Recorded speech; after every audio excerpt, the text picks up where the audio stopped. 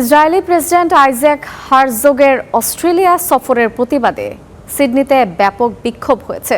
পুলিশের সাথে দফায় দফায় সংঘর্ষে লিপ্ত হন বিক্ষোভকারীরা। এ সময় অন্তত ২৭ জনকে গ্রেফতার করেছে পুলিশ। গেল ডিসেম্বরে সিডনির বন্ডাই বিচে সন্ত্রাসী হামলার পর একটি শোক অনুষ্ঠানে যোগ দিতে হারজোগকে আমন্ত্রণ জানায় অস্ট্রেলীয় সরকার।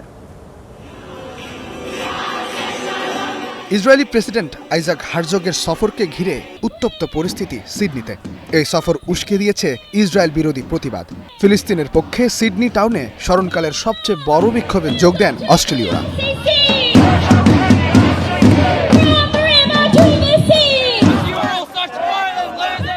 বিক্ষোভে ব্যারিকেড ভাঙার চেষ্টা করলে পিপার স্প্রে ও টিয়ার গ্যাস ব্যবহার করে পুলিশ। ২৭ বিক্ষোভকারীকে গ্রেফতার করা হয়।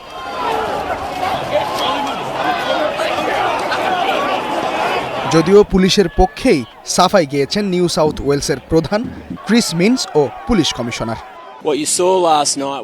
একই সময়ে কনভেনশন সেন্টারে ৭,০০০ শোকাহত মানুষ জড়ো হন বন্ডাই বিচে হামলায় শোক জানাতে। বিক্ষোভকারী ও শোকাহত জনতাকে আলাদা করাটাই ছিল পুলিশের জন্য চ্যালেঞ্জ। যা করার প্রয়োজন ছিল পুলিশ তাই করেছে।